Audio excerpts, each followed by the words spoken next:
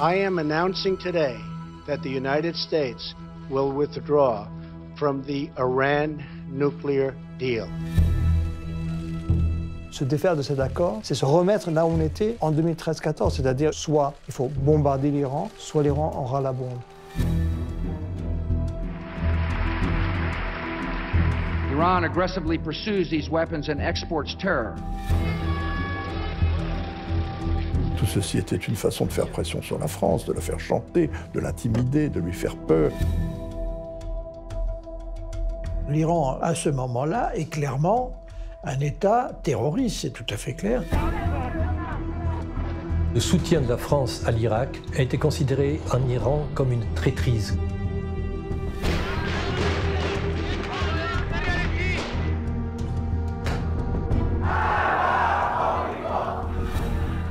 Pour Khomeini, le conflit central, c'est celui de l'islam face à l'Occident.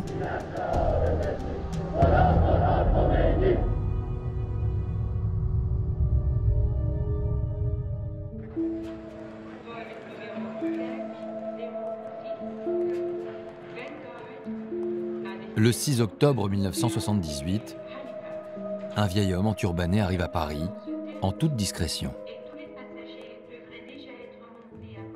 Cet homme, c'est l'ayatollah Khomeini, un religieux iranien en exil depuis 15 ans, féroce opposant au régime monarchique du Shah. Nous savons évidemment qui est Khomeini. Il y a un dossier considérable suivi parce que ça fait 20 ans que Khomeini est dans l'actualité. C'était certainement celui qui était le plus dur, le plus anti-occidental. Il faisait partie de ces jeunes religieux qui, dans les années 60, s'est opposé au Shah. 90% du clergé iranien s'est couché. Lui, il s'est révolté. Il a payé le prix de la révolte. Il est obligé de s'exiler en Irak. C'est un homme dur, fort et sûr de son action et de sa parole.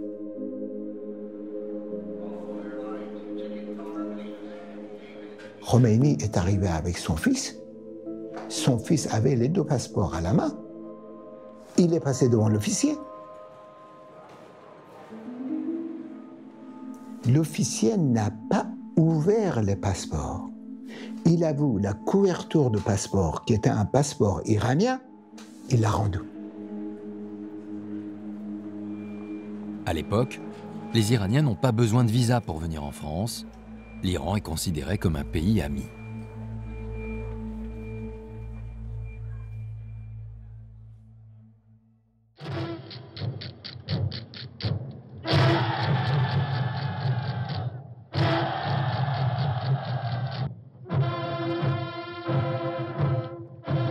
Au pouvoir depuis 30 ans, le Shah d'Iran est apprécié par l'Occident. En 1971, pour fêter les 2500 ans de son empire, le monarque avait organisé sur le site antique de Persépolis 5 jours de fête somptueuse, digne d'une superproduction hollywoodienne.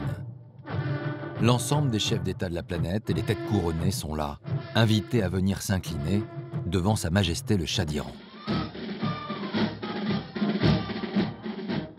Tout vient de l'extérieur. Les repas, les tentes, même les bars, on dit que même les bars des soldats aussi étaient importés de l'extérieur. C'est un grand mépris pour un peuple. Le Shah s'est offert ces cérémonies grâce à l'argent du pétrole qui coule à flot. Il rêve de moderniser l'Iran à marche forcée. We only do what is good for the country and for the majority of the people. I can say that in 13 years, 14 years' time, we will be in Iran what you are today in Europe. Derrière le faste apparent, le Shah dirige le pays d'une main de fer et a muselé toute l'opposition. Cette monarchie n'avait pas tellement la légitimité, ce n'était absolument pas la même image qui était ici. C'était autoritaire, c'était l'ennemi numéro 1. Aveuglé par sa toute-puissance, le dirigeant iranien perçoit-il la colère qui monte?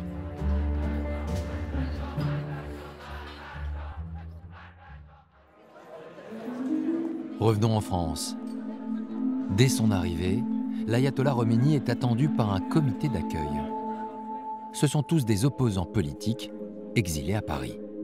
Pour moi, c'était comme je retrouvais mon père. Disons, j'avais une grande sympathie pour lui. On pouvait dire, voilà, c'est un homme qui résiste.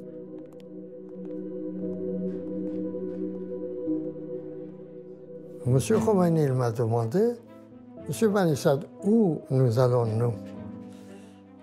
Alors je lui ai dit que montez à cette voiture-là, on vous a préparé un appartement.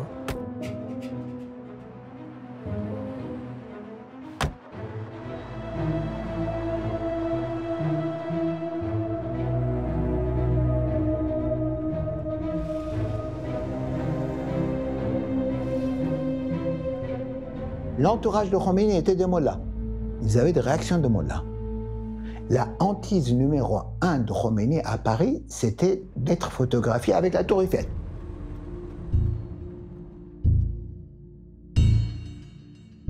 Paris, c'est une ville de sexe, de boissons alcoolisées et tout. Absolument le contraire de ce qui est une ville religieuse.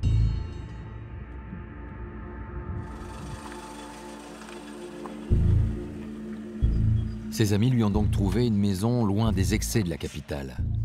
L'ayatollah Khomeini s'installe dans un pavillon à Neauphle-le-Château, à une quarantaine de kilomètres de Paris.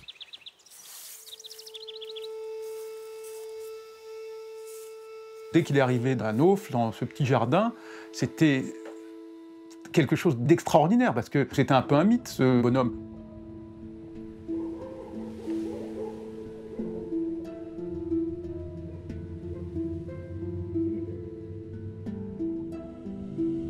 Il est là, et il nous reçoit, il fait une prière avec... il doit y avoir à tout casser 10 personnes la première fois. Voilà, on s'installe sous le pommier, mais comme Saint-Louis, quoi.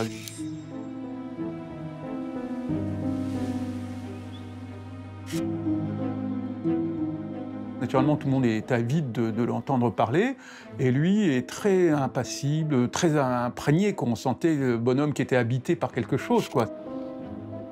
C'est un peu Dieu qui tombait sur terre, à ce moment-là, c'était étonnant.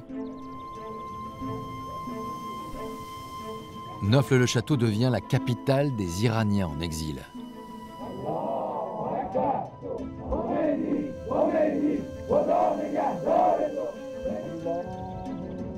Ils accourent de partout, d'Allemagne, d'Angleterre, des États-Unis.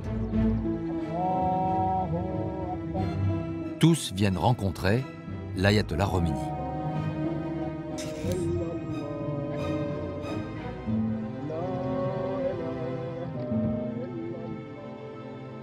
Khomeini, à cette époque-là, sur le plan mondial, c'était un personnage inconnu. Il y a une alchimie qui est passée.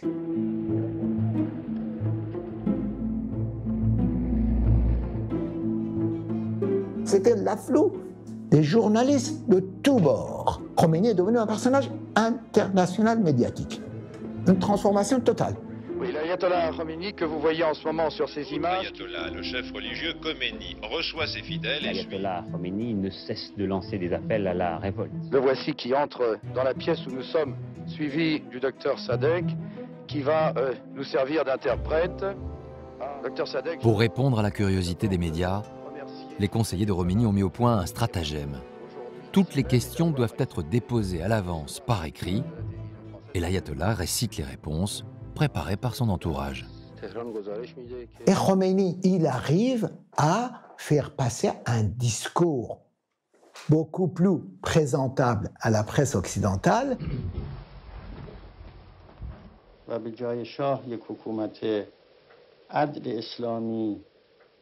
حکومت دموکراسی به تمام معنا ایران آزاد مستقل درست می‌کنیم ان شاء الله. La mystification fonctionne. Les intellectuels de l'époque, Michel Foucault ou encore Jean-Paul Sartre, adoubent Khomeini.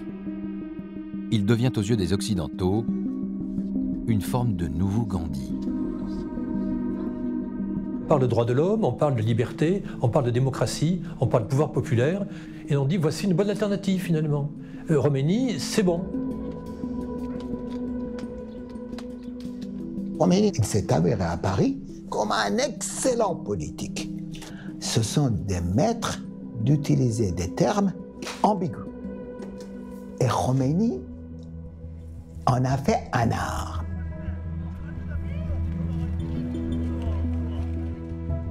La nuit, quand les visiteurs sont partis, une autre activité plus discrète se déroule dans la maison de Neufle.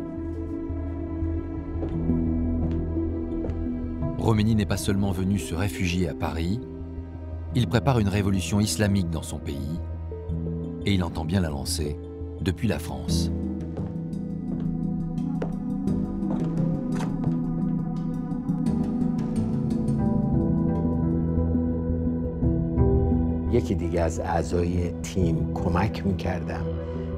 J'aidais à enregistrer la parole de M. Khomeini après la prière pour en faire des cassettes audio.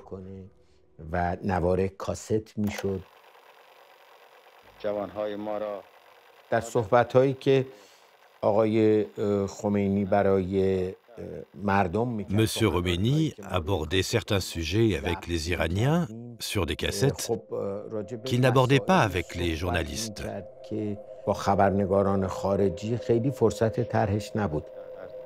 شاید همین تمام آثار تمدن را در ایران به یک آثار فاسد کننده مفسد در آورد، سینماها را محل فساد درست کرد، اخلاق جوانهای ما را فاسد کرد، مراکز فحشا را زیاد کرد.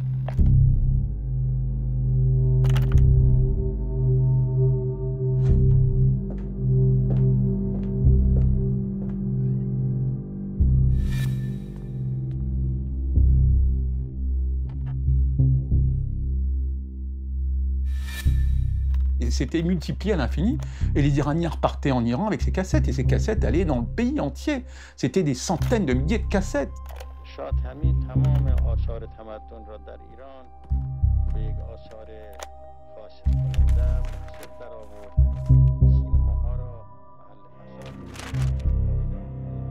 Il y a eu une modernité dans cette révolution qui est absolument incroyable, quoi, à une époque où Internet n'existait pas.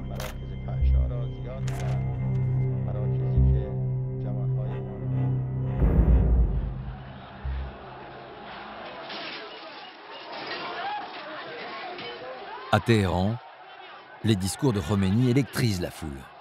À l'automne 1978, des émeutes éclatent. La révolution islamique est en marche.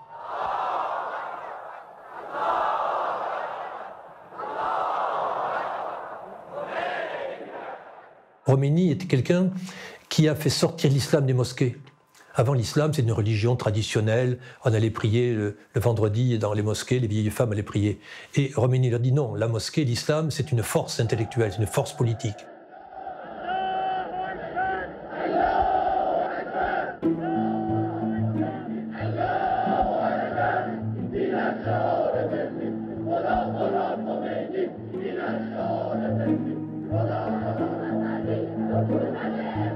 En première ligne, on retrouve les femmes venues des quartiers populaires et des campagnes.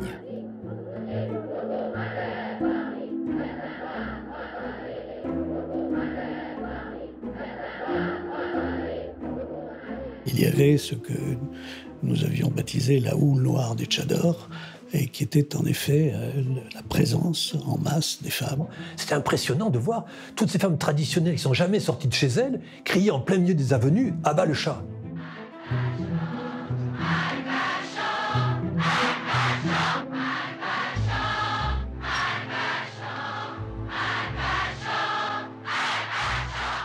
Il y avait une dimension réellement révolutionnaire, quoi, un changement radical de société. Les pauvres étaient à 100% pour Khomeini, sans l'ombre d'un doute. Face à cette révolte, retranché dans son palais et entouré de courtisans, le Shah d'Iran compte sur l'Occident pour assurer sa survie. We are decided also to defend our country regardless of the consequences. The question is for the West to know, can they afford to lose Iran? That will be up to the West to decide.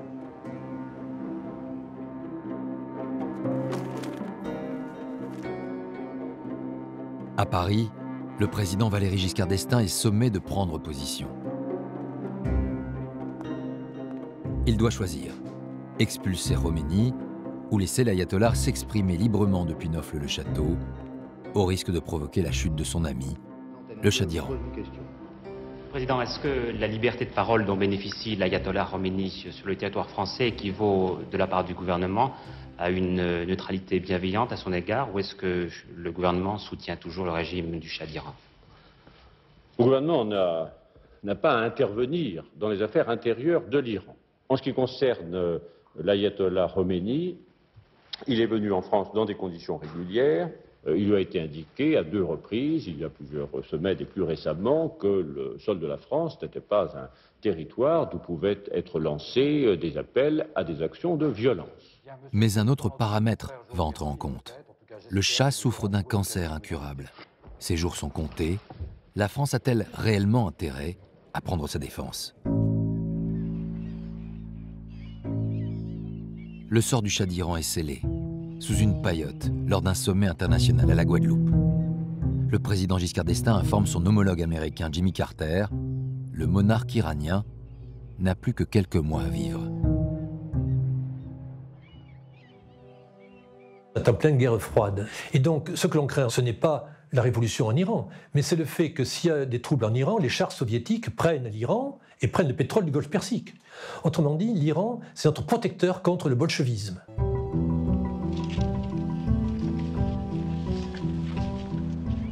Les religieux sont fondamentalement anticommunistes. Donc, il n'y a pas de solution. M. Khomeini est un religieux, donc anticommuniste. Donc, soutenons, acceptons l'hypothèse Khomeini. La peur du communisme l'a emporté. Les Occidentaux décident d'abandonner le Shah d'Iran.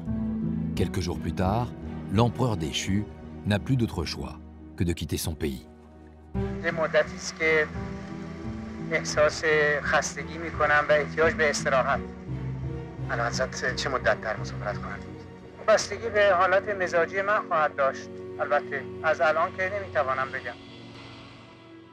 J'étais très choqué. C'était quelque chose que vous ne pouviez imaginer un an avant. C'était inimaginable. Le Shah abandonne le pays. Certains en Iran disaient le Shah n'a plus le courage de prendre le pouvoir. Effectivement, ce n'est pas glorieux pour le Shah, un Shah, roi des rois. Depuis la France, en à peine 4 mois, Khomeini est parvenu à mettre un terme à 25 ans de dictature. Le Shah s'en va. Il ne reviendra pas. Voici une possibilité pour l'Iran d'avoir un avenir meilleur.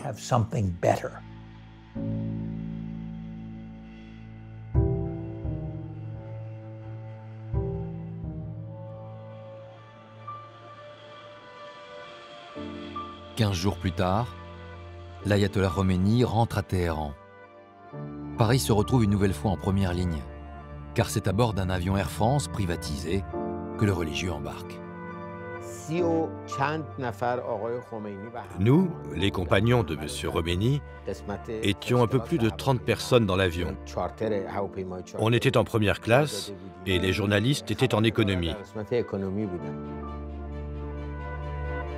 Je n'ai pas dormi cette nuit-là. En fait, c'était une nuit inoubliable.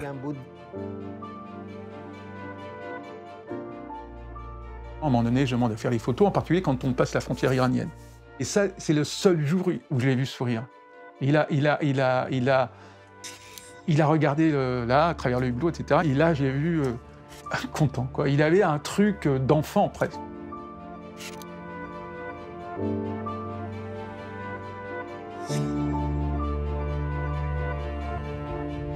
À Téhéran, Khomeini descend de l'appareil au bras d'un steward d'Air France avant d'être accueilli par une foule de mollahs.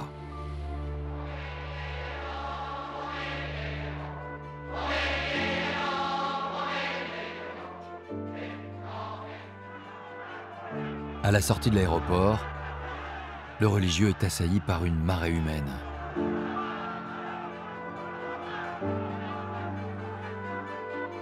On voit une mer d'hommes, de jeunes, chaleureux, gais, confiants, plein d'espoir, un peuple vainqueur, fier, ça, inoubliable.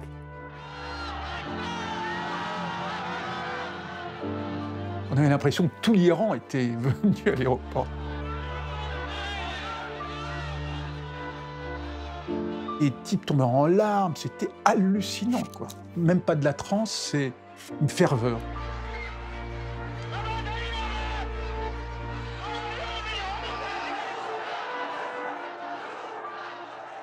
Puis tous ces gens qui venaient avec les petits bouts de papier, avec leurs souhaits, leurs vœux, leurs prières, il fallait s'approcher le plus près possible de Dieu vivant, quoi, du Messie.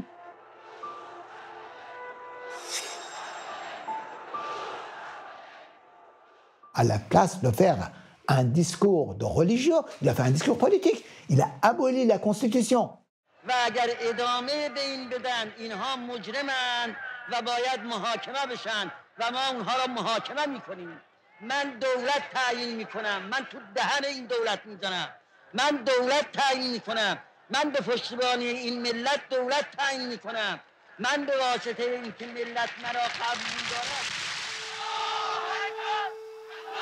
Ce jour-là, Khomeini adresse un avertissement à ses alliés politiques.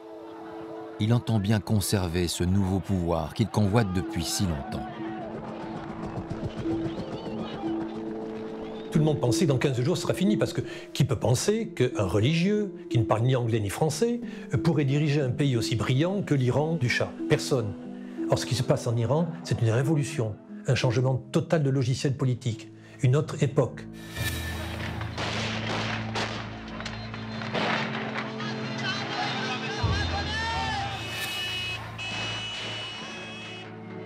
Les quelques premiers mois sont des mois d'incertitude, d'ambiguïté, des mois dans lesquels on s'interroge sur que va être cette révolution. La réponse ne va pas tarder. Les révolutionnaires ne se contentent pas d'une victoire politique. Avant toute chose, ils veulent éradiquer tout ce qui se rapproche de près ou de loin à l'ancien pouvoir. Au lendemain de la victoire, les bains de sang ont commencé. Parce que tous les révolutionnaires avaient des théories violentes en tête. Ils ont commencé à vouloir se venger, tuer et exécuter au lendemain de la victoire. Et donc, le Shah n'étant pas touchable, il étant parti, il fallait bien trouver une victime. Et la victime est toute trouvée. Un ancien Premier ministre du Shah, durant 13 ans, l'un des hommes les plus en vue du régime, Amir Abbas Oveida. Oveida avait fait le choix de ne pas quitter Téhéran. Il aurait pu partir. Je crois qu'il avait une mère très âgée qui ne voulait pas quitter. Envoyée spéciale en Iran, la journaliste Christine Ockrent décroche une interview d'Oveida dans sa prison, alors qu'il est aux mains des révolutionnaires. C'était un homme qui était, je crois, convaincu, encore une fois, que l'esprit de raison pouvait s'appliquer, plus sans doute une immense lassitude due à l'incarcération dans des conditions évidemment très pénibles. C'était absolument sinistre et sordide. Monsieur Oveida, est-ce que vous vous sentez la victime expiatoire à travers laquelle on essaie de juger tout un système? Voyez vous-même dans quelles conditions je suis. C'est pas la peine que vous me posiez des questions. C'est simplement pour vous permettre de dire quelque chose qui sera entendu.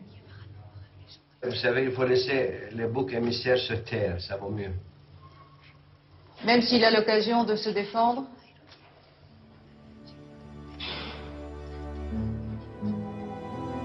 Quelques jours plus tard, après un procès expéditif, Oveida est condamné à mort et exécuté. La justice des mollahs tourne à la vengeance.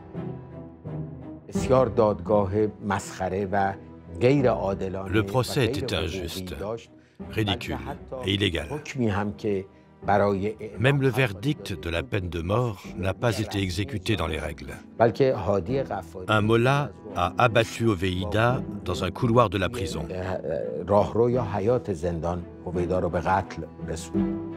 C'est la preuve que c'est un régime sans merci, pour qui les règles de droit telles qu'on les conçoit en Occident n'ont pas lieu d'être. Cela correspond à l'exécution de Louis XVI, car cela marque le début d'une période de terreur. Les purges se poursuivent et dévoilent la face sombre de la révolution. Petit à petit, l'ayatollah Khomeini impose sa loi islamique dans une atmosphère de terreur.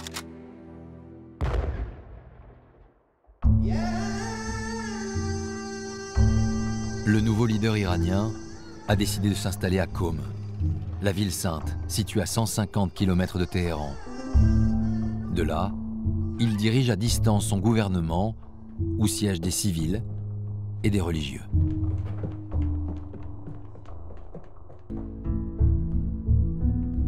Le gouvernement se rend en minibus à Qom. Tous cravatés, ce sont des ministres. Ils partent là pour voir quel est le sens du peuple, le sens de la révolution.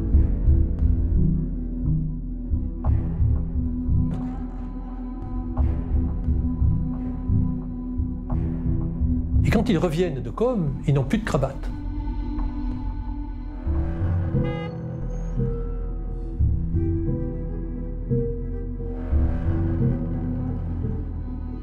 Les ministres ont compris que la religion était populaire et donc on voit peu à peu ainsi la religion prendre place dans la vie quotidienne des Iraniens, le symbole étant la cravate des ministres qui tombait. این رو هم میتونم بگم ما این تصور رو هم نداشتیم که از فردای پیروزی Nous n'imaginions pas que M. Khomeini deviendrait aussi puissant après la Révolution. و Et sa puissance était telle que personne n'osait le contredire. کنه نه بتونه تصحیحش بکنه. Est-ce que M. Khomeini a trompé tout le monde? Il paraît. Lui qui était disons, un esprit est devenu un despote. Après avoir éliminé toute opposition interne, Khomeini islamise la révolution. Et il impose la dictature de la loi religieuse, la charia. Il interdit l'alcool et la musique dans tout le pays. Un message clair envoyé à l'Occident. Le nouvel Iran n'a pas besoin de ses anciens alliés qu'il juge décadents. Et ce sont les Américains qui vont les premiers en subir les conséquences.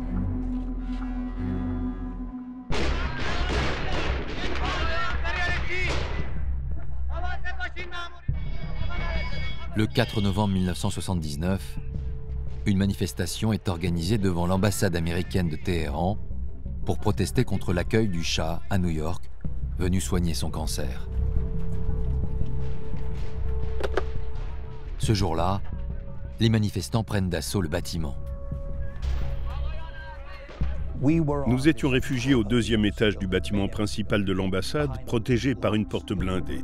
Ils étaient de l'autre côté de la porte, et personne ne semblait venir nous aider.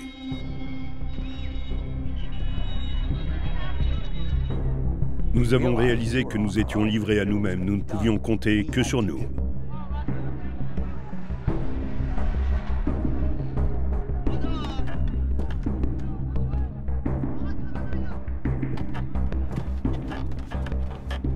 Je suis allé leur parler.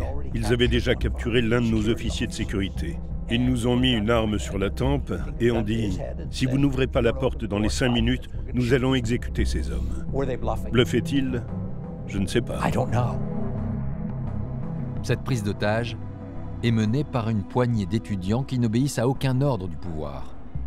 Ils ont pris seuls l'initiative.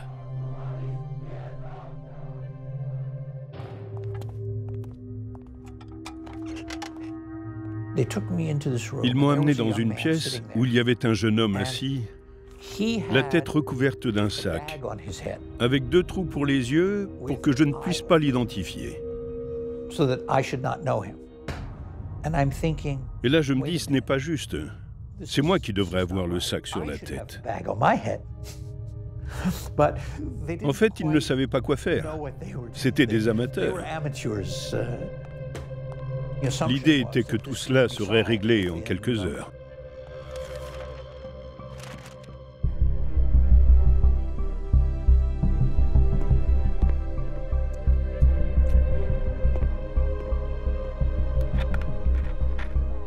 Mais l'occasion est trop belle pour Khomeini. Le leader décide de récupérer cette prise d'otage et ainsi marquer sa rupture avec l'Occident. Khomeini a fait un discours où il soutient l'affaire des otages. Il dit « c'est une deuxième révolution ».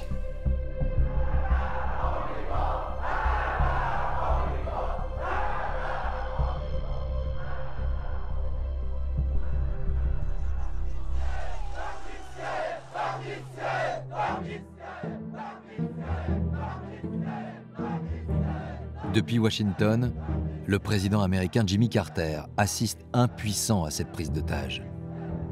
Une déclaration de guerre en quelque sorte, qui lui est personnellement adressée.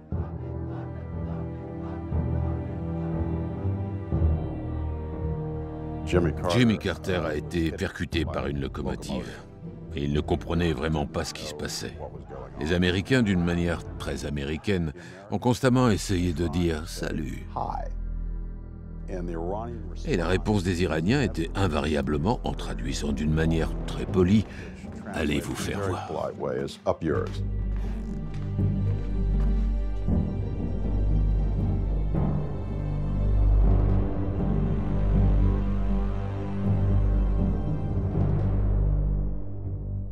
Pour Khomeini, le conflit central du monde moderne, c'est celui de l'islam, des musulmans, face à l'Occident, symbolisé par l'Amérique.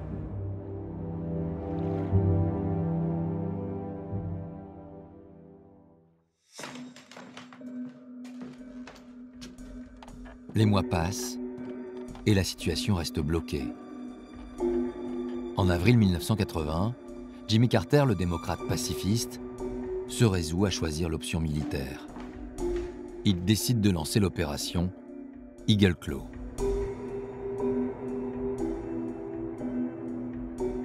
L'opération avait été conçue comme un Fort Alamo, sauf que c'était à nous d'essayer d'entrer. C'était une initiative audacieuse de la part de Carter. Il a donné son feu vert à une opération spéciale très complexe. Beaucoup trop complexe pour réussir.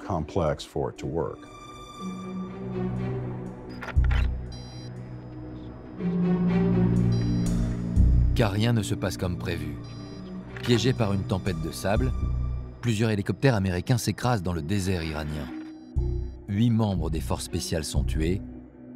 Jimmy Carter est obligé d'annuler la mission. Résultat, la Grande Amérique n'était pas fichue même de faire une opération de commando pour libérer ses citoyens. Preuve encore que Dieu était avec l'Iran et que l'islam était triomphant. Jimmy Carter est doublement humilié. Les corps des pilotes américains sont exhibés à la télévision iranienne et les otages ne sont toujours pas libérés.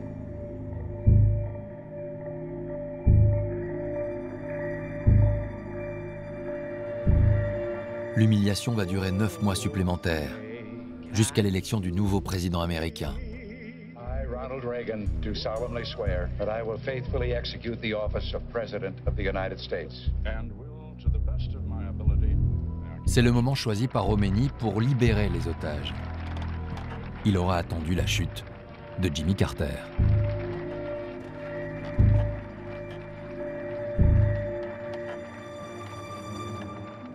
Je suis sûr qu'il y avait le désir de la part de Khomeini d'humilier Jimmy Carter. Et il y avait aussi une vraie crainte de Ronald Reagan, le cow-boy téméraire. C'est une humiliation méchante, hein, mais vae victis, malheur vaincu. Et Khomeini dit « j'ai gagné, je peux me permettre tout ce que je veux ». Les otages sont libérés, après 244 jours de détention. Khomeini est devenu le meilleur ennemi des Occidentaux et l'Iran, à leurs yeux, un État voyou. Pour nous, cela a été 14 mois difficiles, effrayants, dur également pour nos familles. Mais pour les Iraniens, cela s'est traduit par 40 années d'isolation internationale.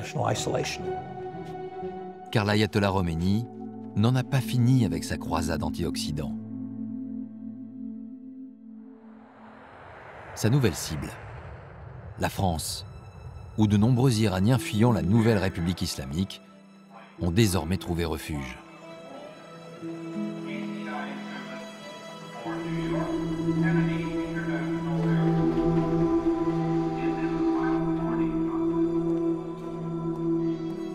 Ce jour-là, à Orly, parmi les passagers en provenance de Beyrouth, se cachent 3 hommes qui se font passer pour des touristes.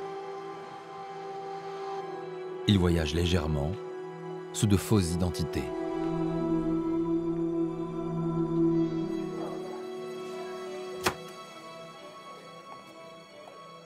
C'est un commando qui est là pour accomplir un acte d'assassinat, c'est tout à fait clair.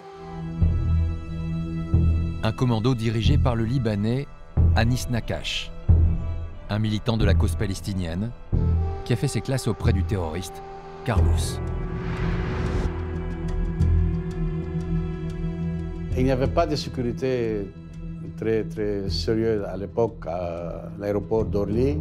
C'était facile de rentrer avec un sac à main sans passer par la douane. Un des membres du commando, il est parti avec un sac de sport avec 5 pistolets. Pour cette mission, il travaille en mercenaire pour le compte de l'ayatollah Khomeini, qui souhaite éliminer un ennemi personnel.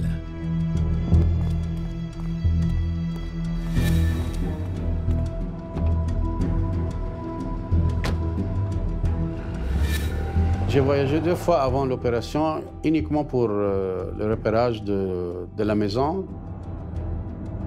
C'est moi qui ai mis tout au point, parce que j'avais l'expérience, j'étais le chef de groupe. Mais les Iraniens qui étaient choisis, ils ne parlaient pas français, ils parlaient anglais. Et ça, c'était un point faible d'opérer en France.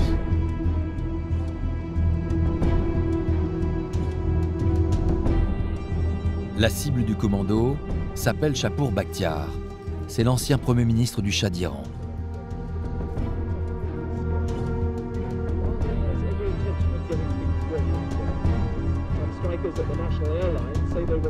Il s'est réfugié ici, chez ses enfants, dans un appartement situé à Neuilly, en banlieue parisienne.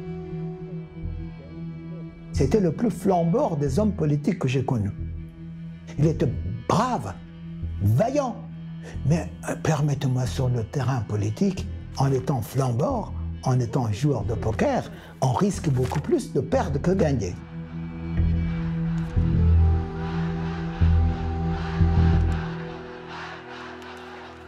C'était un agent de la France. On avait l'intention d'exécuter quelqu'un qui était en train de préparer quelque chose qui ne convient pas aux intérêts de la révolution iranienne, c'est tout.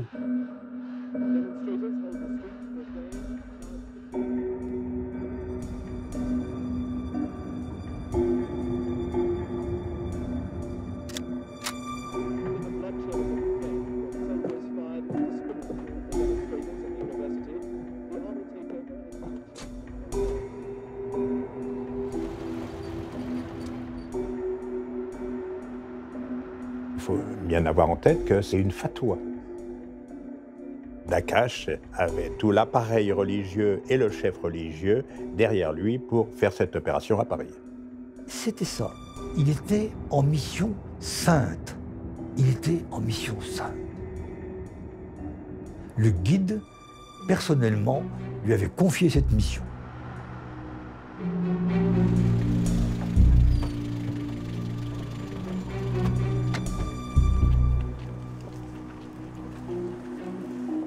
La cible des terroristes vit sous la protection des policiers de la DST, la direction de la surveillance du territoire. Mais après leur mission de repérage, ils vont mettre au point un plan. C'était de se présenter devant la maison pour dire que nous sommes des journalistes. On a une réunion avec M. Bakhtiar. Et s'il nous laisse arriver jusqu'à sa porte, d'attaquer la maison. Sinon, il fallait éliminer les policiers pour arriver jusqu'à l'appartement. Au deuxième contrôle, les policiers cette fois demandent à vérifier l'identité des journalistes. Dès lors, l'opération va basculer.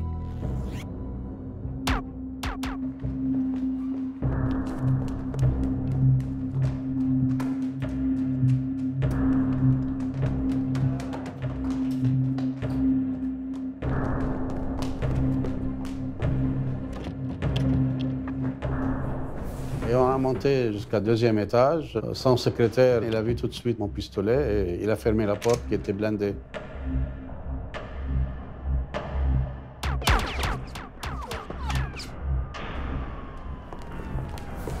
L'opération a échoué.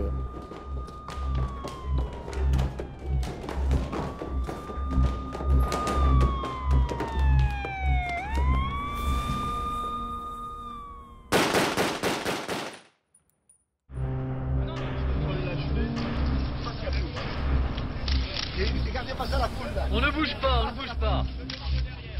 Tous les membres du commando d'Anis Nakache sont arrêtés en flagrant délit par les hommes du commissaire Broussard. Le bilan est extrêmement lourd. Un policier et une voisine sont tués. Un autre policier est grièvement blessé.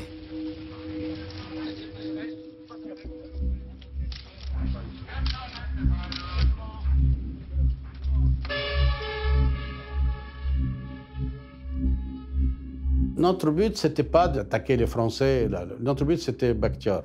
C'est pour cela qu'on attaque au début pour rentrer à la maison. Mais une fois qu'on a échoué, il n'y avait pas de raison de continuer de se battre contre la police française.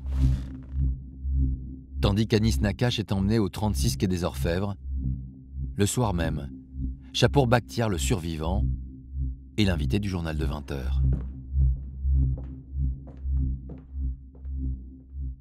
Mais qui sont vraiment vos agresseurs? Ils se prétendraient palestiniens, dit-on maintenant.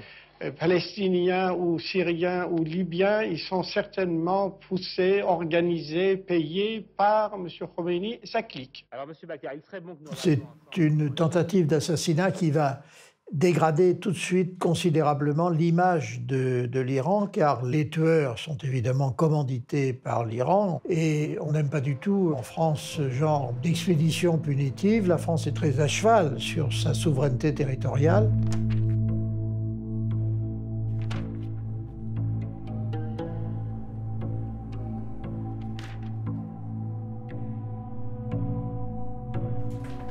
Dans l'opinion française, il y a cette déception très profonde sur l'idée que cette révolution, au fond, apporte la violence, la brutalité et l'exporte.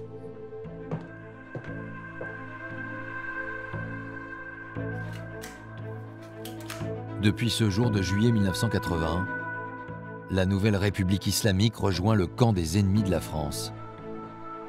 Et la suite des événements ne va pas améliorer nos relations.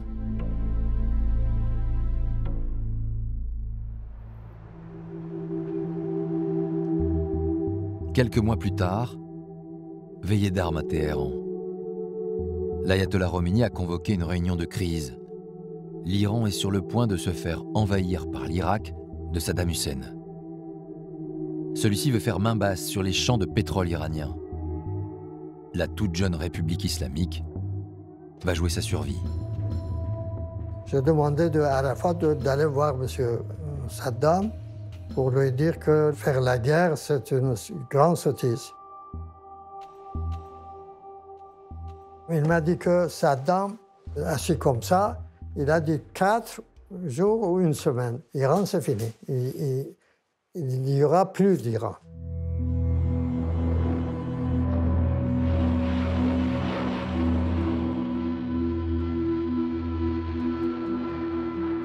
L'offensive irakienne est foudroyante. En quelques jours, l'armée de Saddam Hussein s'empare d'une partie de l'Iran. À Téhéran, Khomeini décrète la mobilisation générale. Il envoie ses partisans, les gardiens de la révolution, reconquérir, tranchée par tranchée, le territoire perdu.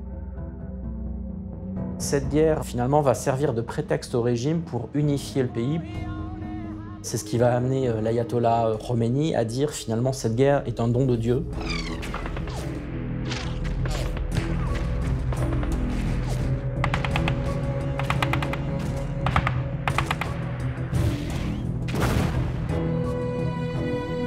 Le conflit tourne à la boucherie. Les volontaires iraniens meurent par centaines de milliers, victimes des armes chimiques largement utilisées par Saddam Hussein.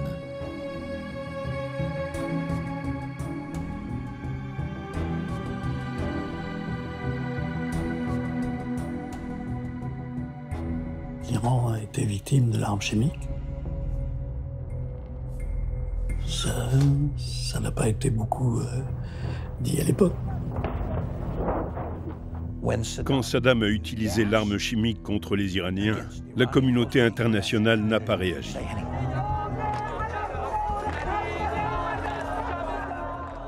Personne n'a condamné l'Irak, personne n'a condamné l'agresseur. Le Conseil de sécurité de l'ONU a refusé de condamner l'Irak en 1982.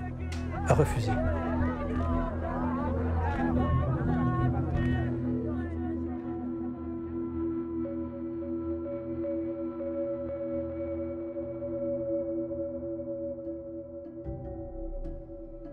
À Paris, le conflit entre l'Iran et l'Irak est observé de près.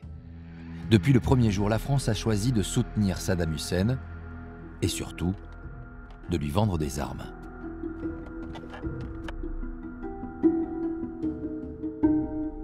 Nous avons à ce moment-là des relations excellentes avec l'Irak, excellentes. L'Irak affiche une image socialiste et laïque, progressiste, et ça ne déplaît pas forcément à François Mitterrand. Donc la France s'installe comme le principal pourvoyeur d'armes, et de munitions et de matériel à l'Irak de Saddam Hussein.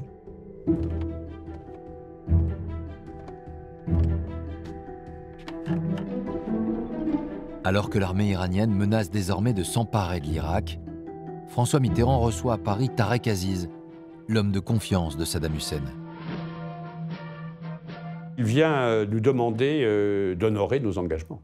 C'est notamment à ce moment-là qu'on parle des super-étendards, parce que ce qui intéressait l'Irak, c'était d'avoir des missiles permettant de contrôler et de bloquer éventuellement la navigation maritime dans ce qu'on appelle le golfe Persique.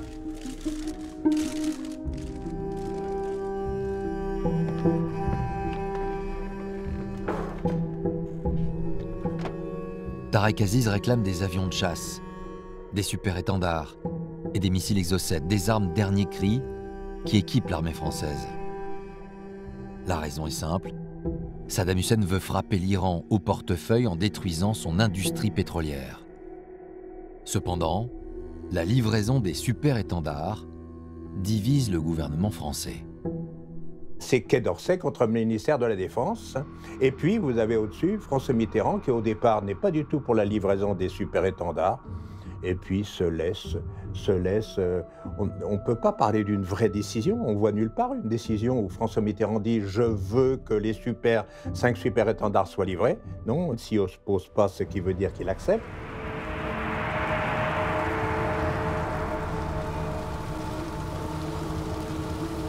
Les super-étendards et les missiles Exocet attaquent les pétroliers iraniens et coulent plusieurs navires.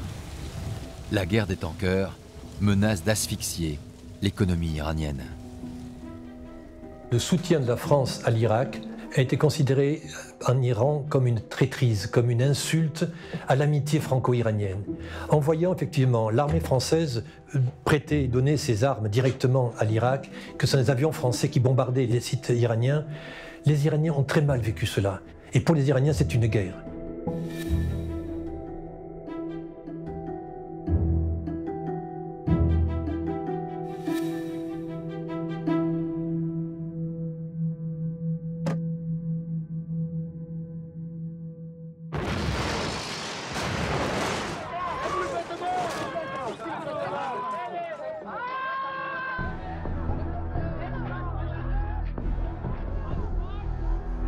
Dimanche 23 octobre 1983, Beyrouth, la capitale du Liban, est réveillée par une double explosion.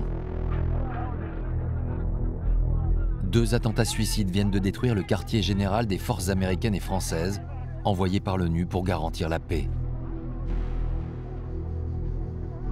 Le bilan est extrêmement lourd. 58 morts chez les parachutistes français.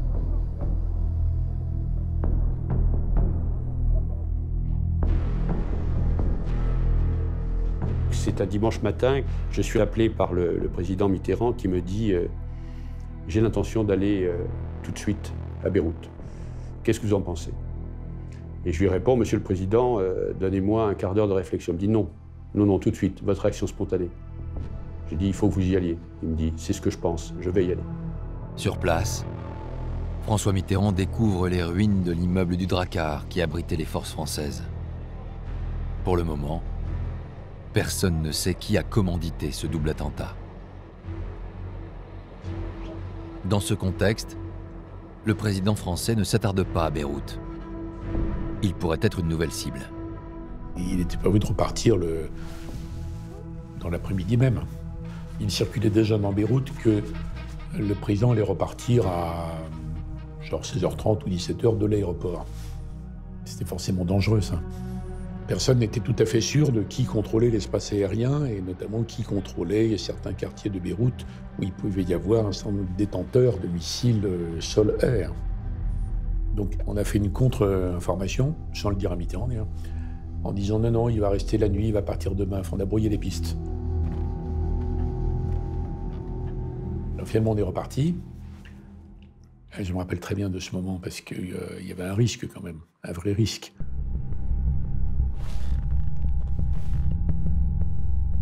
Et puis dans l'avion, on est sur la piste et le président dit une phrase curieuse, il dit « Quand serons-nous si nos femmes sont veuves ?» Alors le général Saunier dit dans 3 minutes, Monsieur le Président.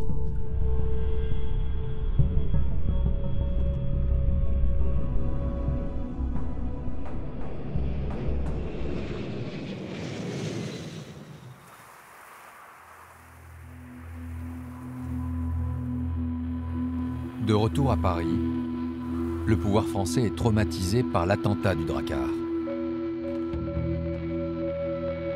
C'est la première fois qu'il est confronté à un attentat suicide.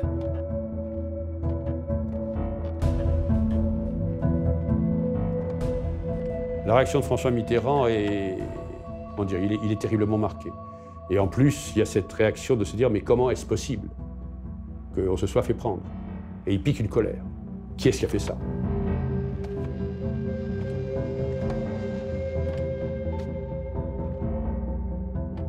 L'affaire du Drakkar, elle est totalement marquée, totalement inscrite dans la livraison des 5 super-étendards. La France livre des armes et donc il y a des morts iraniens avec des armes françaises. C'est aussi clair que ça. Sauf que l'Iran ne revendique pas formellement l'attentat. L'attentat est revendiqué par un groupuscule qui s'appelle le djihad islamique. Donc l'Iran ne reconnaît pas sa responsabilité.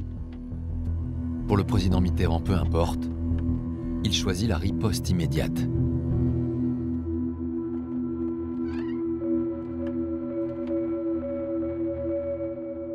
Ce crime ne restera pas impuni.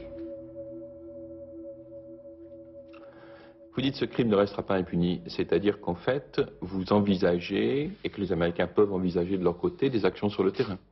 Tout ce qui touche à la légitime défense représente un droit fondamental de l'homme. Le lendemain, les avions français décollent du porte-avions Clémenceau et bombardent une caserne du Hezbollah, la milice libanaise affiliée aux Iraniens. La France vient d'entrer en guerre. La France, effectivement, il faut le dire, a été en guerre avec l'Iran. Une guerre non déclarée, mais une véritable guerre. Ce qui fait qu'aujourd'hui, des années plus tard, ça reste toujours dans les esprits.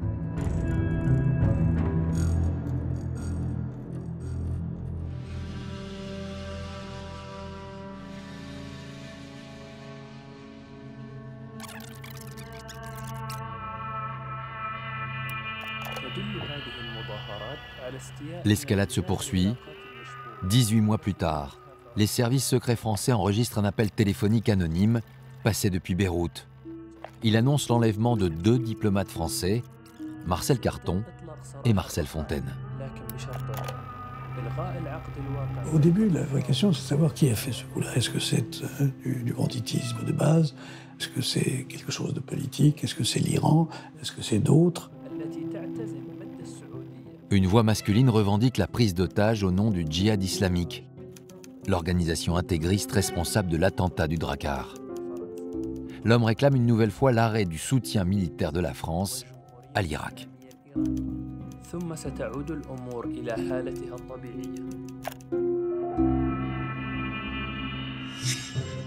2 mois plus tard, 2 autres Français sont enlevés à Beyrouth, les journalistes Jean-Paul Kaufmann et Michel Seurat. Débute alors une longue partie de poker entre Paris et Téhéran. François Mitterrand faisait des réunions en très petits comités, demandant des avis très brefs et fermes, n'aimant pas qu'on dise peut-être bien que oui, peut-être bien que non. Il fallait qu'on s'engage, ayant d'ailleurs souvent une idée déjà bien réfléchie et bien arrêtée, mais voulant la tester et la valider auprès de nous. C'était sa méthode que j'ai vue sur toutes ces circonstances. Ce qui est très clair, c'est que sa ligne dès le départ était « on ne négocie pas avec les preneurs d'otages. Nous parlons avec les États ».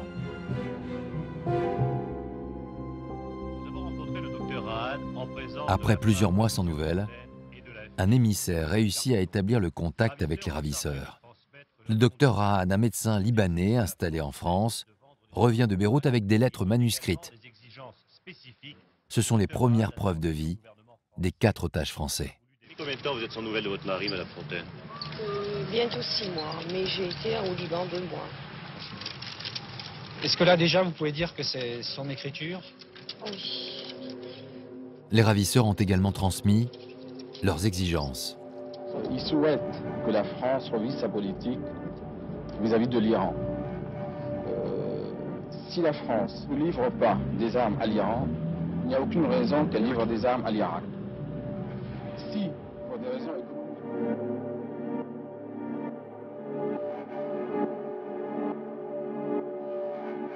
L'Iran, à ce moment-là, est clairement un État terroriste. C'est un État qui pratique le terrorisme d'État. Oui, oui, c'est tout à fait clair. Parmi les revendications des Iraniens, figure également un vieux dossier qui remonte à l'époque de Valéry Giscard d'Estaing.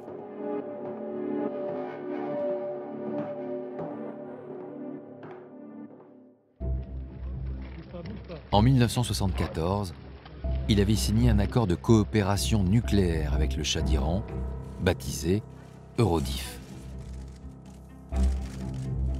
Selon ce contrat, l'Iran devenait actionnaire d'une usine d'enrichissement d'uranium en France. Et Téhéran prêtait au gouvernement français 1 milliard de dollars pour finaliser l'opération. Quand l'ayatollah Khomeini s'empare du pouvoir, il annule immédiatement le contrat Eurodif et réclame le remboursement du fameux milliard de dollars.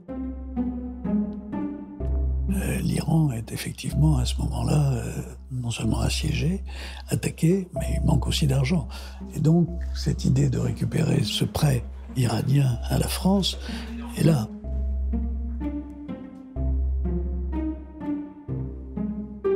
Et là, la position française est très nette, c'est un refus net et catégorique de rendre le milliard de dollars prêté par le Shah.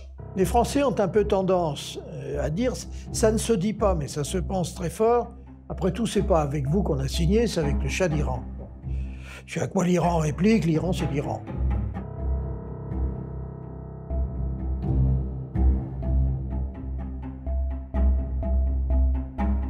Tout le monde n'était pas d'accord. Le Trésor était très hostile à la restitution immédiate de cette somme. Et finalement, la discussion a duré très longtemps. Et le président de la République posait la question, il a dit « Bon, je veux savoir exactement à qui appartient ce milliard. » Je lui ai dit « Mais il appartient incontestablement à l'Iran. » Il a regardé tout le monde, il a dit « S'il appartient à l'Iran, il faut le rendre. »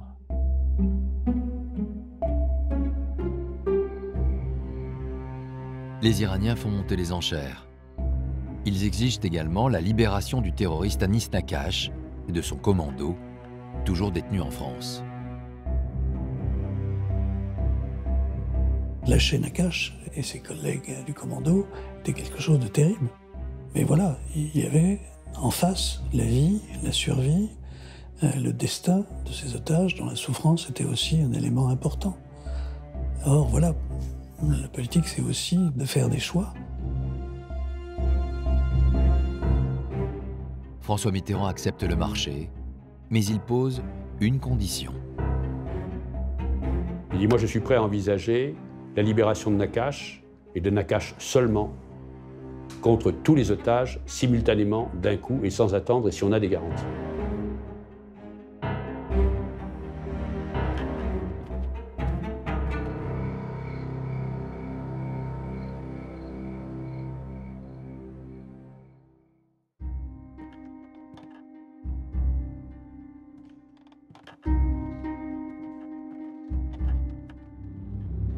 Pour la première fois, un envoyé spécial du gouvernement iranien est à Paris. Il s'agit de Mohamed Sadek, le chef des Pasdaran, les gardiens de la Révolution, un pilier du régime. Il est reçu officiellement au Quai d'Orsay.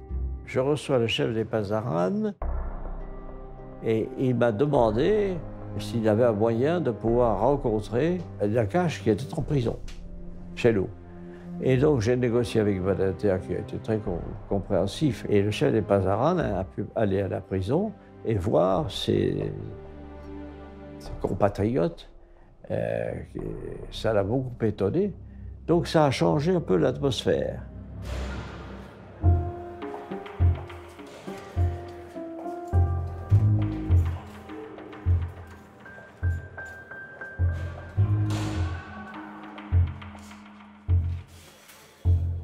Il faut imaginer la scène, c'est-à-dire que Anis Nakache, qui est quand même condamné, je crois, à perpétuité, arrive quand même un des principaux ennemis de la France, et puis tranquillement, on l'emmène donc à la centrale de Clairvaux, toutes les portes s'ouvrent et ils discutent.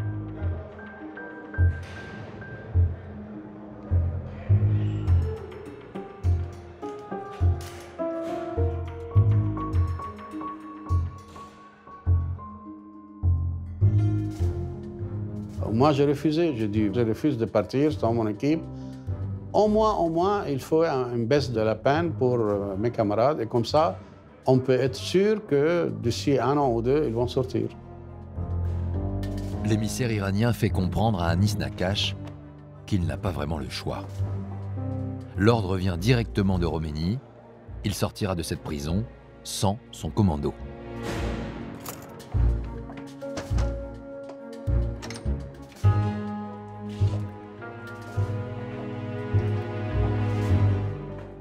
Tout était à peu près ficelé, les choses étaient claires, mais l'affaire ne s'est pas conclue. L'interlocuteur iranien m'a dit il y a un problème à Téhéran. Ce qu'on nous dit, les prix ont monté. Il y a des difficultés, les prix ont monté. À la bourse des valeurs, la valeur des otages a atteint son zénith. Ça, ce sont les propos rapportés par un diplomate non suspect de partialité quelconque. Et les explications hors antenne, si j'ose dire, c'est on a eu des propositions meilleures de l'opposition future majorité. Alors, pourquoi ce revirement de dernière minute? Pour certains, il s'agirait d'une manœuvre de l'opposition en vue des élections législatives imminentes. Jacques Chirac part favori et Roménie déteste Mitterrand. La droite aurait fait retarder la libération des otages pour affaiblir la gauche. Peut-on porter une accusation, comme certains l'ont fait, de dire c'est la droite, c'est Chirac qui a fait échouer la négociation? Moi, je n'arrive pas à le croire. Je n'arrive pas à le croire et il ne faut pas du tout écarter l'idée d'une simple manipulation des Iraniens. Autrement, c'est terrible. Et moi, je ne peux pas imaginer ça de la part de responsables politiques français. Le président de la République décrète, M. Jacques Chirac est nommé Premier ministre. Je ne peux pas croire que des hommes politiques de premier plan se soient laissés aller à ce genre d'action. Il n'a jamais été prouvé qui a négocié, mais il s'est passé des choses. Il y a eu des interventions de côté du clan Chirac qui sont intervenues en disant ne négociez pas avec les gens de chez Mitterrand, il ne sera plus président après mars et nous on peut vous donner plus. Les Iraniens ont réussi leur coup. Diviser la classe politique française et instiller le poison du soupçon. En mars 1986, Jacques Chirac remporte les élections. La France entre dans une période de cohabitation et le conflit avec l'Iran est loin d'être réglé.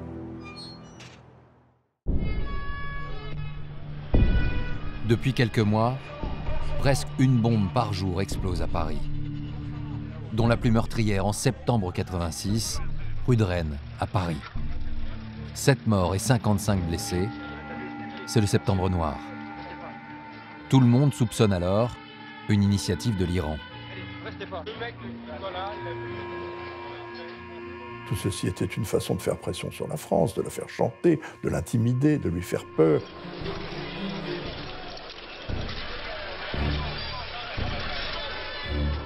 Les technocrates français ne savent pas gérer ce genre de choses. À l'ENA, on n'apprend pas aux gens à négocier avec des voyous, à négocier avec des gens qui sortent complètement de toutes les règles de la guerre. Hein. Donc ils ne savent pas faire ça. Le Premier ministre Jacques Chirac décide alors de parler directement avec l'ennemi. Le vice-premier ministre iranien est invité à Matignon.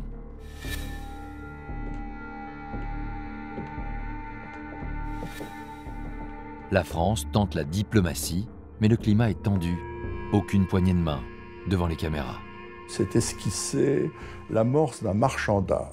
Nous sommes prêts à libérer Anis Nakache en échange de nos 8 otages. Les Iraniens disaient, on peut voir ce qu'on peut faire, peut-être obtenir la libération de 2 d'entre eux. Mais la France refuse ce marchandage. 2 d'entre eux, il n'y a pas d'Anis Nakache en échange. Anis Nakache, c'est pour les 8.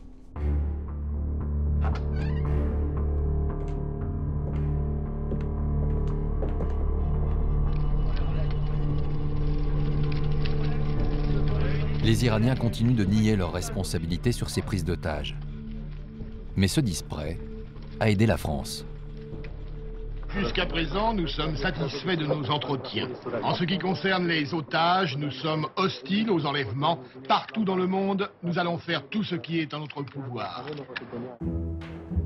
Et pour preuve, quelques jours plus tard, 2 des 8 otages français sont libérés. Il s'agit des journalistes Georges Hansen et Philippe Rochaud. C'est la première lueur d'espoir dans un dossier qui mobilise l'État depuis plus d'1 an. Parallèlement, la France accepte de rembourser sa dette envers l'Iran. Lors d'une rencontre secrète à Genève, des responsables du Trésor français remettent aux Iraniens un premier chèque de 330 millions de dollars, soit un tiers du remboursement du prêt Eurodif, réclamé par Roménie. La réponse de Téhéran est immédiate. Un nouvel otage est libéré, à la veille de Noël. Il s'agit d'Aurel Cornéa.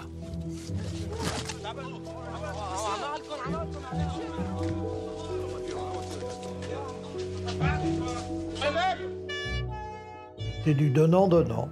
L'Iran rendait les otages au fur et à mesure qu'on payait, et l'Iran, de cette façon, reconnaissait alors très explicitement qu'il était le responsable de l'enlèvement des otages. Mais malgré l'avancée des négociations, les attentats se poursuivent à Paris, et les auteurs restent introuvables. Jacques Chirac décide alors de passer à la manière forte. Il confie le dossier à son ministre de l'Intérieur, Charles Pasqua, adepte d'une diplomatie plus musclée. C'est une forme, c'est vrai, c'est une forme moderne de guerre, d'agression, et céder à un chantage, ça n'empêchera pas d'autres chantages. Alors il faut se donner les moyens nécessaires, et éventuellement d'ailleurs, faudra-t-il utiliser d'autres moyens, nous verrons bien. L'État français décide de rendre coup pour coup. La DST, la Direction de la surveillance du territoire, cible les milieux islamiques chiites. Les mosquées, les salles de prière, les associations culturelles sont perquisitionnés et leurs responsables arrêtés. J'ai tranché effectivement en faveur d'une opération coup de filet, au fond, qui consiste à lancer le filet très large, à ramener les poissons, et en disant, bien après tout, on peut retrouver dedans qui seront intéressants.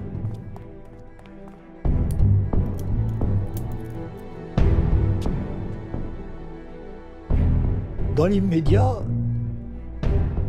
elle nous apparaissait moyennement réussie. Mais nous avions tort. Ça a été l'opération décisive.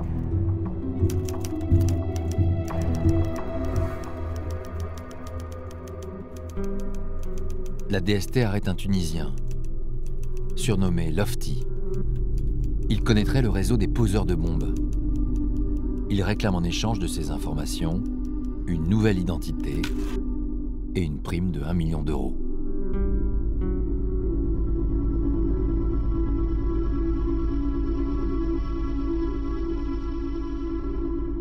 On a toujours un peu de doute en face de ce garçon, d'autant qu'immédiatement il demande une rémunération. Elle nous semblait tellement démesurée effectivement que nous avons pensé que c'était un affabulateur. Il connaît énormément de choses. Il connaît énormément de choses sur le fonctionnement de Téhéran, quels sont les objectifs, quels sont les systèmes de recrutement. Grâce à Lofty, la DST va pouvoir découvrir des réseaux dormants et surtout bien connaître le fonctionnement du système iranien. Et Lofty finit par nommer un certain Waid Gorgi, bien connu des services diplomatiques.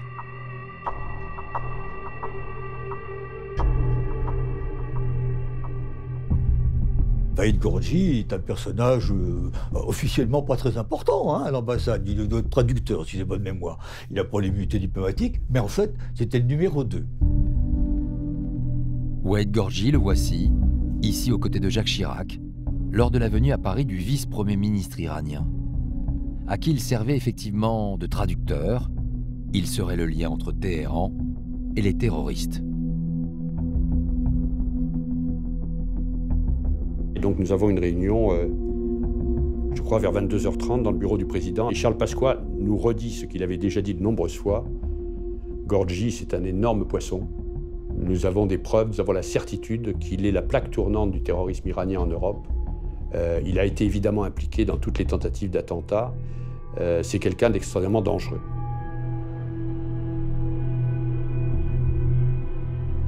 Et nous demandons à Jacques Chirac, à Pasqua, mais bon, vous dites ça, mais vous avez des preuves. Oui, dit Charles Pasqua, qui n'est jamais en retard d'une surenchère. D'ailleurs, j'ai une taupe dans l'entourage direct du guide de Khomeini, donc je confirme.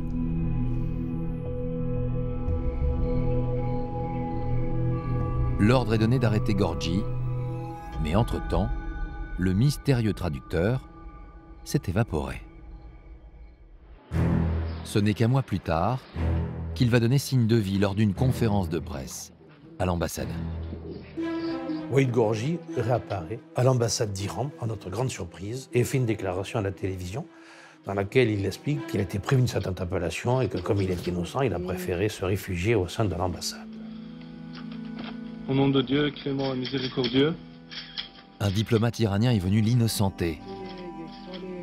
Scène surréaliste, c'est donc Gorgi qui traduit lui-même la parole de son défenseur. Mais nous ne voulons pas que M. Gorgi soit arrêté.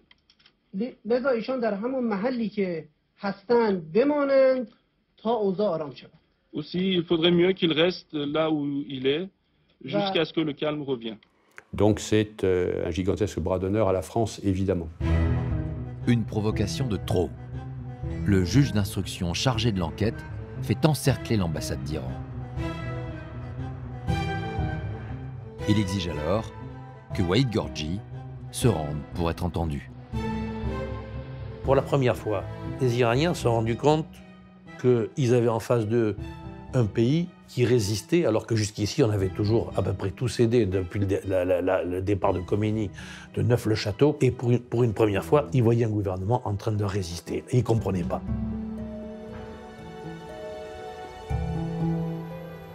En parallèle, Paris rompt ses relations diplomatiques avec l'Iran et envoie sa flotte militaire dans le golfe Persique. Mais il y a un problème. Les charges contre Gorgi sont trop minces pour prolonger la pression.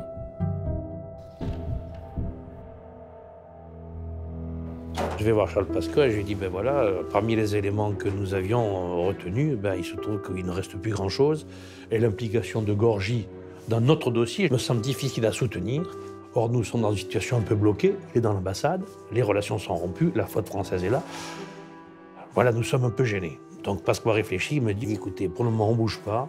On va essayer de jouer une partie un peu compliquée. Puisqu'on a fait monter la tension à ce tel niveau, on va essayer d'obtenir la libération des otages. On peut envisager finalement la sortie de Gorgie dans une sorte de marchandage. Ce serait donc une fausse piste qui aurait entraîné la France dans cet imbroglio. Charles Pasqua va alors tenter un coup de bluff. Quand on s'est rendu compte qu'il n'était pas coupable, on a fait comme s'il était toujours. C'est ça la fausse monnaie. L'interprète de l'ambassade se trouve dans un Mercedes noir, à côté du chargé d'affaires iranien. Les Iraniens acceptent le marché. Gorgie est entendu par le juge d'instruction avant d'être expulsé dans la foulée, sans qu'aucune charge ne soit retenue contre lui.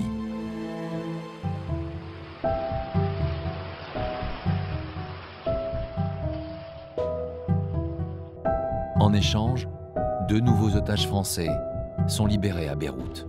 Les journalistes Roger Hawk et Jean-Louis Normandin. Cette fois, la méthode Pasqua s'est avérée payante. Y avait-il ou non, dans le dossier de M. Gorgie, et de façon plus générale dans ce qui concernait l'activité de l'ambassade d'Iran à Paris, à cette époque, des éléments qui permettaient de les impliquer directement ou indirectement? La réponse judiciaire a été non. Alors, existait-il autre chose? Ça, on ne le saura jamais.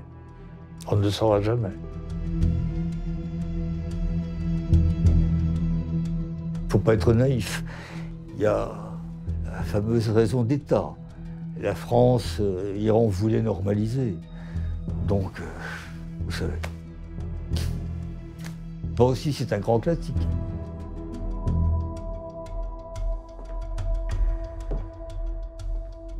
Vous concluez sur cette partie, nous passerons à la politique étrangère après, si vous le voulez bien. L'affaire Gorgie s'immisce alors dans la campagne présidentielle qui voit s'affronter le président Mitterrand et son Premier ministre Jacques Chirac. Vous en êtes là, monsieur le Premier ministre. Ah oui, c'est triste. Et pour votre personne. Mitterrand, il était pour les Iraniens l'ennemi à abattre. Hein. C'était lui, le vrai Satan. Chirac, pas du tout. Je me souviens des conditions dans lesquelles vous avez renvoyé en Iran M. Gorgie, après m'avoir expliqué à moi, dans mon bureau, que son dossier était écrasant. Est-ce que vous pouvez dire, M. Mitterrand, en me regardant dans les yeux, que je vous ai dit que Gorgie, que nous avions les preuves que Gorgie était coupable? Pouvez-vous vraiment contester ma version des choses en me regardant dans les yeux? Dans les yeux, je la conteste. À 2 jours du scrutin, Roménie libère les derniers otages, Kaufmann, Carton et Fontaine. Un coup de pouce à son favori, Jacques Chirac. Je remercie le gouvernement iranien pour son aide et pour ses diverses interventions qui ont permis la libération de nos compatriotes. C'était une façon de prendre parti, sans doute, oui. C'était en fait maladroit, c'était trop tard, ça donnait l'impression de quelque chose qui avait été arrangé, c'était presque embarrassant. 4, 3, 2, 1. François Mitterrand est élu président de la République. Une victoire diplomatique pour Jacques Chirac, mais qui n'empêche pas la réélection de François Mitterrand.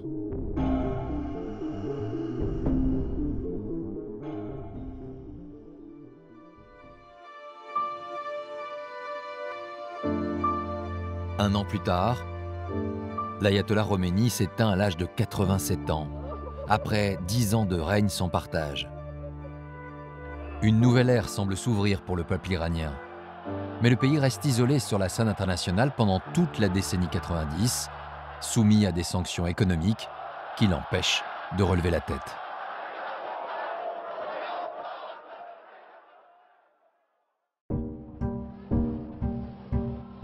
Ce n'est qu'en septembre 2001 que les Iraniens vont créer la surprise. Le soir même des attentats du World Trade Center, les habitants de Téhéran envahissent les rues de la capitale, bougies à la main, pour manifester leur solidarité avec une Amérique en deuil.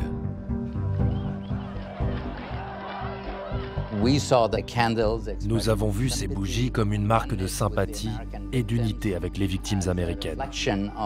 Cela reflétait l'envie des Iraniens de faire partie du monde et de normaliser ces relations. Nous avons été touchés par cela.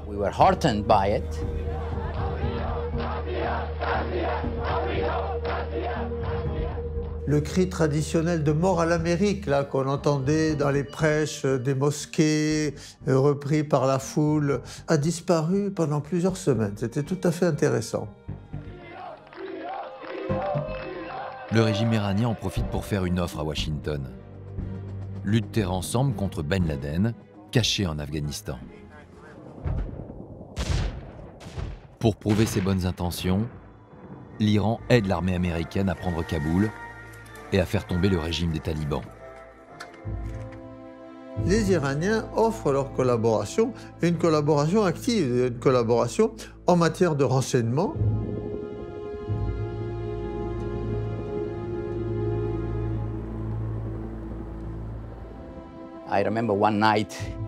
Je me rappelle une nuit à 2 h du matin. L'ambassadeur iranien est venu frapper à ma porte en disant « Le ministre Zarif veut vous parler pour partager une information qu'il vient de recevoir de Kaboul. » Donc c'était une coopération positive. Et l'Iran devient presque un pays ami. Mais la lune de miel ne va durer que quelques mois.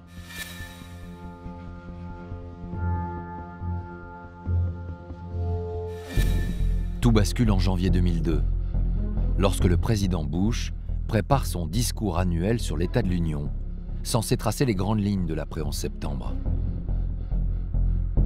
Il divise le monde entre les gentils et les méchants, les amis et les ennemis de l'Amérique. Il a déjà 2 pays dans sa ligne de mire, l'Irak et la Corée du Nord, mais cela ne lui suffit pas.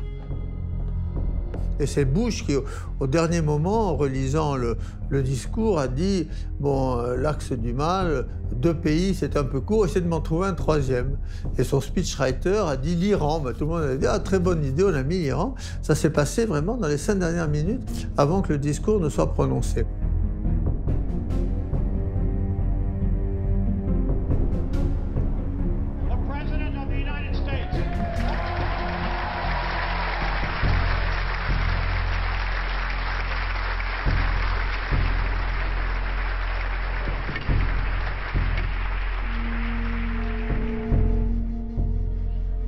Iran aggressively pursues these weapons and exports terror. States like these and their terrorist allies constitute an axis of evil, arming to threaten the peace of the world.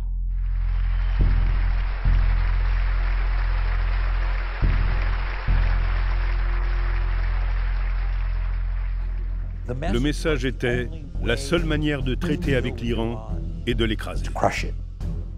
Le président Bush ne cachait pas ses opinions et ses convictions. Et il était fermement convaincu que le régime iranien était hostile et qu'il supportait les terroristes.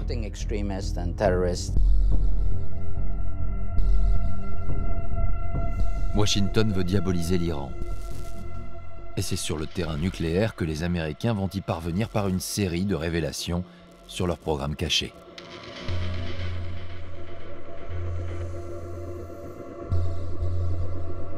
Il fallait donc que l'Iran ait une sale gueule.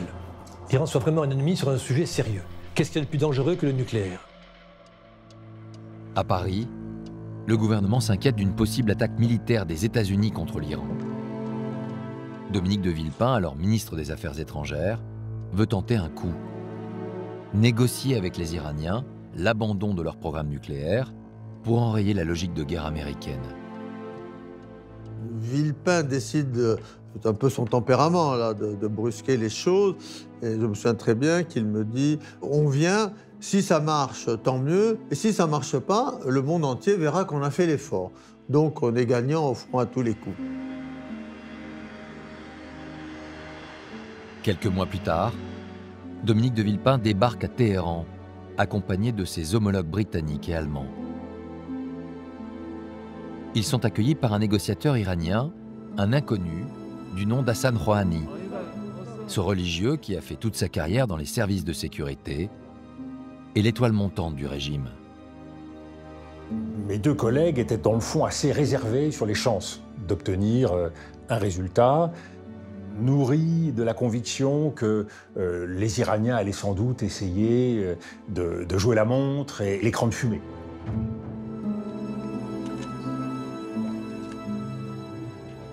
Là, très vite, nous avons eu le sentiment, effectivement, que nous rentrions dans la palabre.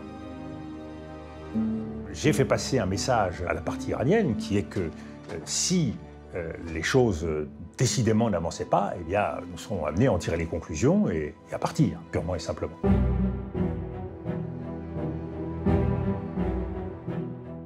Rouhani, un peu acculé par les 3 Européens, demande une suspension de séance.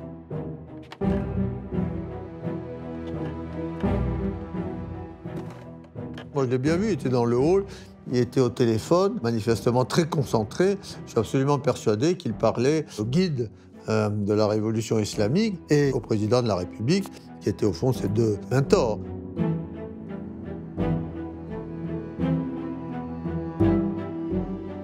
On voyait qu'il souffrait, qu'il était mal à l'aise, il transpirait vraiment à grosses gouttes.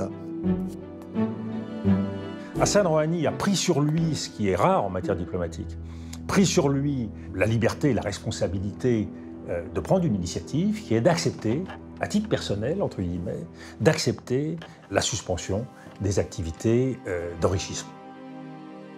Dominique de Villepin a donc arraché l'accord des Iraniens. Reste désormais à convaincre les grands absents, les Américains.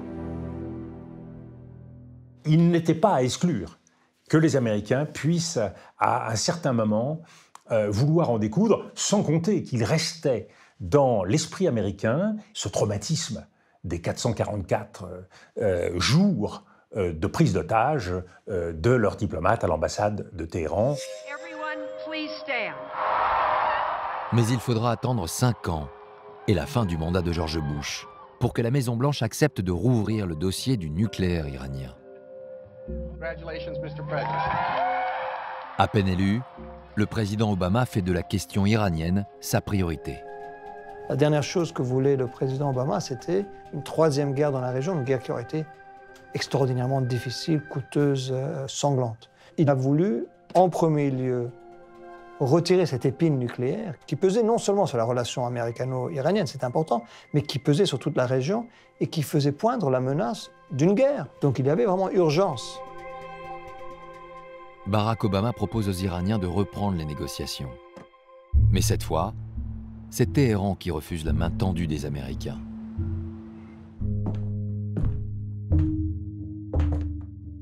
L'homme qui dit non s'appelle Mahmoud Ahmadinejad.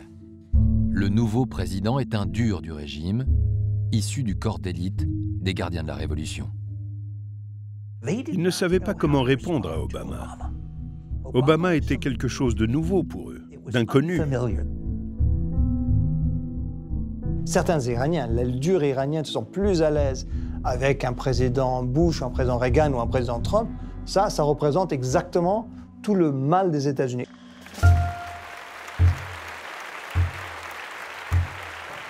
Ce n'est qu'en 2013, avec l'arrivée au pouvoir d'Hassan Rouhani, que les pourparlers sont relancés.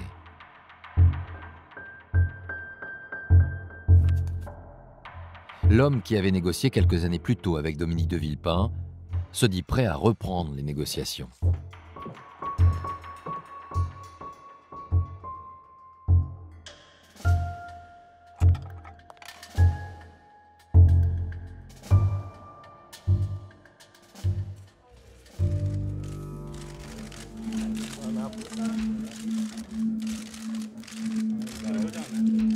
L'image est historique. Pour la première fois, les représentants de la République islamique d'Iran rencontrent les principaux dirigeants de la planète pour discuter de leur programme nucléaire. Une réunion organisée par le président Obama. Cela faisait 30 ans que nous échangions des insultes, des menaces, des accusations, et cela n'avait rien donné. Donc, changeons cela. C'était le fond du message d'Obama.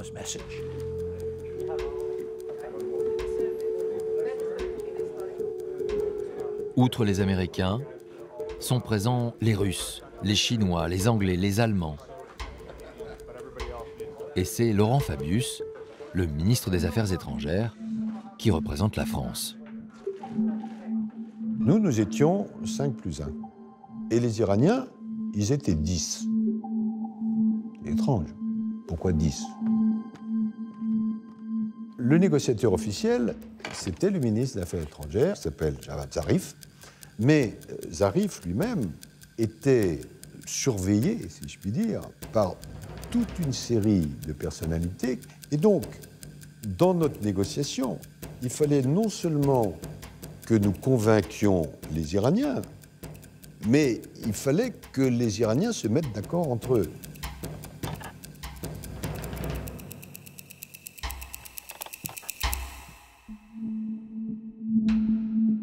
Le président américain Barack Obama a fixé une ligne rouge.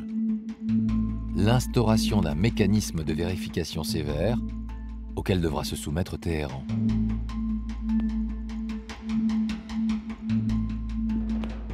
Il demandait le jugement aux experts nucléaires. Est-ce qu'avec ce système de vérification, d'inspection sans précédent, est-ce que vous êtes confiant que l'Iran ne pourra pas échapper à notre surveillance? Est-ce que vous êtes confiant que nous saurons bien en avance s'ils sont en train de tricher? Le ministre iranien, Zarif, a piqué une colère. Il a dit, si c'est comme ça, je m'en vais. Et mon collègue chinois, et qui ne parle pas beaucoup, mais quand la Chine s'exprime, on sent derrière 1,3 milliard d'habitants. Et il a dit, mon cher collègue, vous avez dit que vous souhaitiez partir, si j'étais vous, je me rassierais. Et il s'est rassié.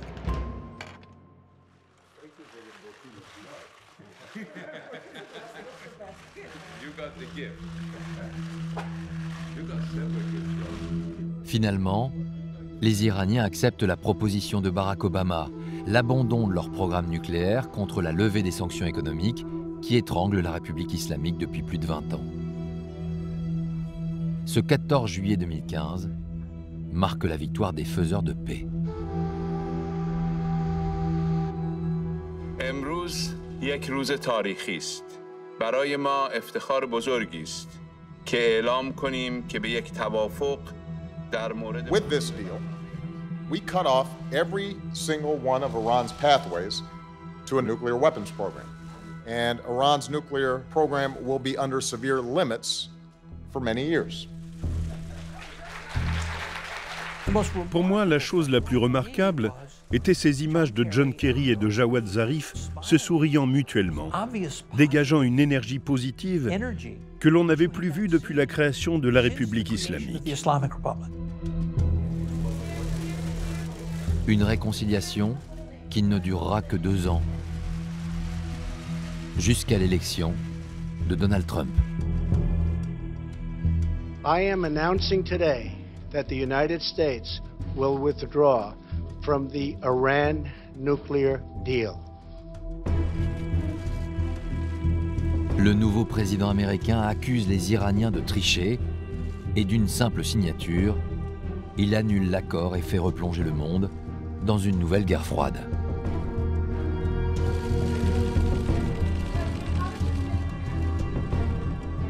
Se défaire de cet accord, c'est se remettre là où on était en 2013-14, c'est-à-dire soit il faut bombarder l'Iran, soit l'Iran aura la bombe. On ne passe pas d'une situation aussi traumatisante que celle que nous avons connue dans les années 80, marquée par un affrontement aussi dur, à une lune de miel.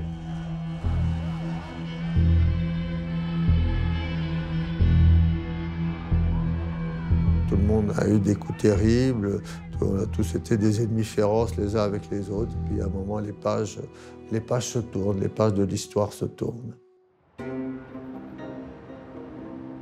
L'Iran d'aujourd'hui n'a plus rien à voir avec l'Iran révolutionnaire de l'ayatollah Khomeini. Le pays s'est modernisé et compte désormais 80 millions d'habitants.